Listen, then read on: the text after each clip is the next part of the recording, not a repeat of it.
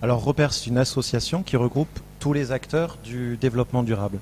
Dans le développement durable, ça prend le développement économique, l'environnement et développement social, sociétal. Ça va des entreprises liées au développement durable, des institutions, des collectivités territoriales. Donc où on a créé donc cette association notamment avec Vanda qui est avec nous depuis le départ et les différentes collectivités territoriales en Gironde et chambres de commerce. Ça se traduit comment? Comment vous faites quoi? Des événements? Alors voilà, ça se traduit sur plusieurs. Donc on lance des actions sur plusieurs plans. Ça va de la conférence, donc une conférence soit liée à la prospective ou à tout ce qui touche au domaine pragmatique de la collectivité ou de l'entreprise. Donc les nouveaux modèles économiques, processus de normalisation, intelligence économique et notamment demain, donc ici à la Maison éco-citoyenne, on fait une conférence sur biodiversité entreprise. L'intégration de la logique de la biodiversité dans un processus économique. À côté de ces conférences, on fait des formations plus centrées sur la personne, l'acteur de l'entreprise ou de la collectivité. On lance aussi donc une fondation liée, adossée à la Fondation de France. C'est une fondation qui va intervenir pour le développement d'une entreprise. On va aider donc un porteur de projet universitaire ou en lien avec une autre association portée aussi par Abdesamad, donc JEA, des porteurs de projets qui sont dans les quartiers. Cette fondation va être là pour financer soit des formations ou du matériel pour le lancement de l'activité. Et à côté, on lance aussi donc des ateliers de développement business autour du développement durable où les différents acteurs du développement durable se regroupent et ça va marcher comme une plateforme de mutualisation des informations commerciales, centralisation des achats ou comment répondre ensemble à un projet lancé par une collectivité quand ce sont des petites structures. Ces petites structures se regroupent et peuvent répondre à des gros projets. Comme tout le monde sait sur Bordeaux, plein de projets vont se lancer et il faut aussi que les petites et moyennes structures puissent profiter de ce développement économique. Merci beaucoup. Alors, la Maison de l'Emploi, c'est quoi la Maison de l'Emploi? Alors, la Maison de l'Emploi étant une structure, tout d'abord, merci de m'accueillir. Avec plaisir. Je le disais hors micro, je le redis au micro.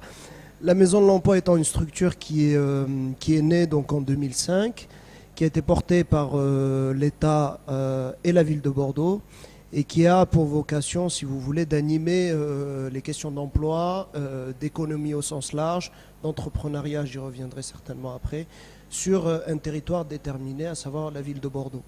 Donc elle va regrouper et animer le territoire à travers les acteurs, à travers des actions qu'elle va initier, dont elle va mener l'ingénierie et puis ensuite essayer de développer telle ou telle action. Donc voilà, donc, c'est une structure vraiment qui a pour vocation de dynamiser le territoire. Et la vocation de la Maison de l'Emploi, comme elle a été voulue par le législateur au départ, puisque ça a été créé en 2005 par le ministre Borloo à l'époque, étant d'avoir, si vous voulez, de donner la compétence emploi à une collectivité territoriale parce que elle est aussi en charge et elle a ce rôle d'animer le territoire et de permettre un tant soit peu le développement économique de son territoire. Voilà. Ah, vous vous intéressez aussi aux seniors? Alors voilà, donc c'est un peu dans l'esprit de la Maison de l'Emploi, c'est de travailler à partir de... Alors je la fais très, très court, très synthétique. Nous avons 3 axes de travail essentiellement. Le premier axe de travail étant l'observation du territoire, d'où la question des seniors, d'où la question de l'handicap. L'idée, si vous voulez, c'est de regrouper un certain nombre d'analyses, de diagnostics, de chiffres pour pouvoir en tirer un plan d'action.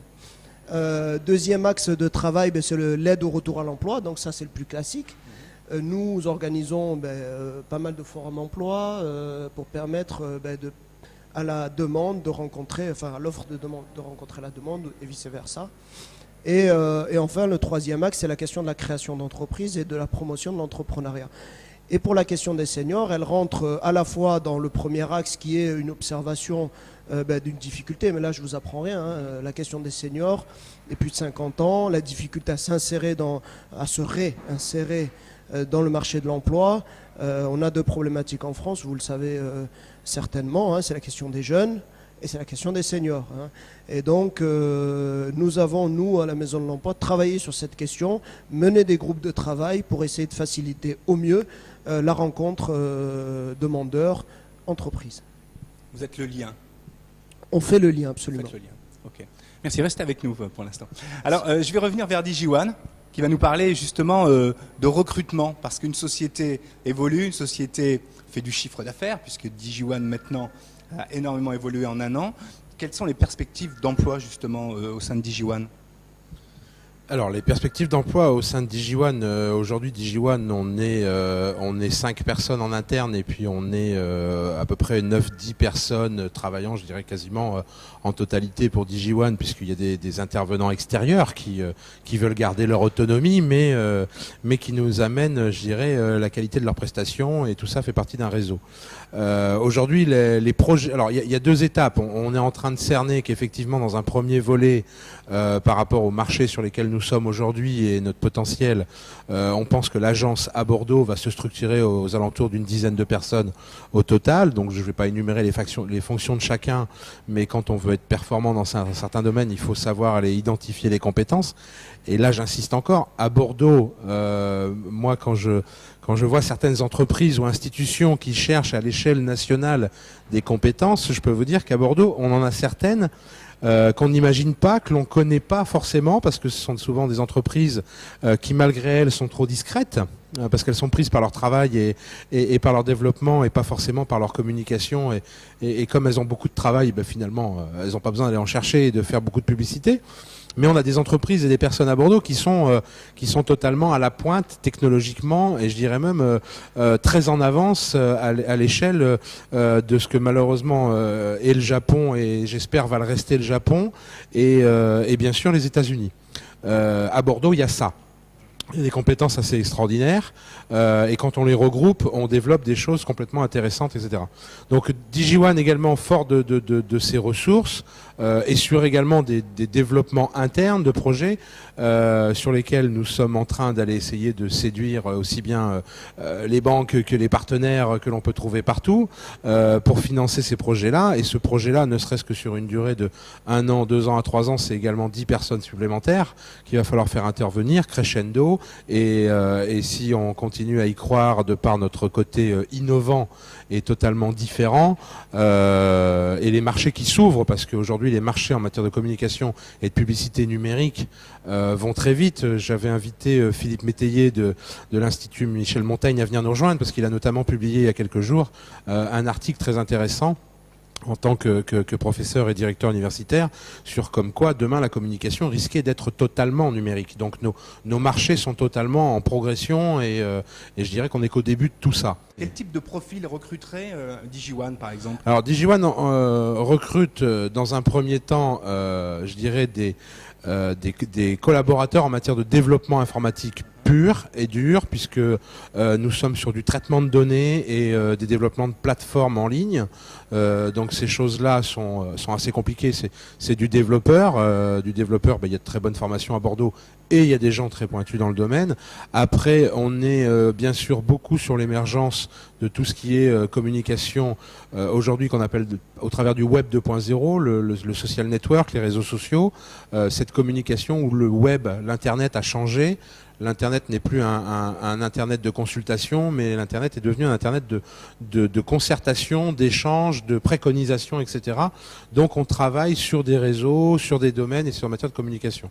Alors en matière de recherche, bien sûr, on fait appel à la Maison de l'Emploi, parce qu'eux, ils ont beaucoup d'informations à ce domaine-là, mais on se sert également de nos propres solutions, c'est-à-dire qu'on est très actifs nous-mêmes sur les réseaux et sur les connexions, et sur ce qui existe aujourd'hui. Si nous, on ne sait pas communiquer, qu'on cherche quelqu'un, quelque part, on a un petit souci à se faire.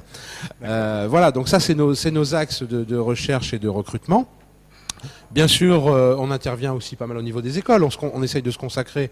Moi-même, j'interviens au niveau de certaines écoles à Bordeaux. Ça nous permet de connaître les cursus, d'amener notre savoir aux universités et aux écoles, et également d'identifier les personnes qui y sont en formation pour potentiellement les intégrer à l'entreprise si elles le souhaitent. On va faire un petit break juste avec Julien pour une deuxième chanson, s'il te plaît, Julien. Sweet Mary, sweet Jane,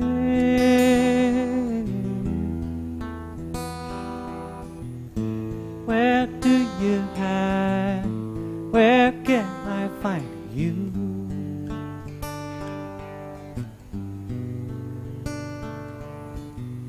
Sweet memory, sweet change.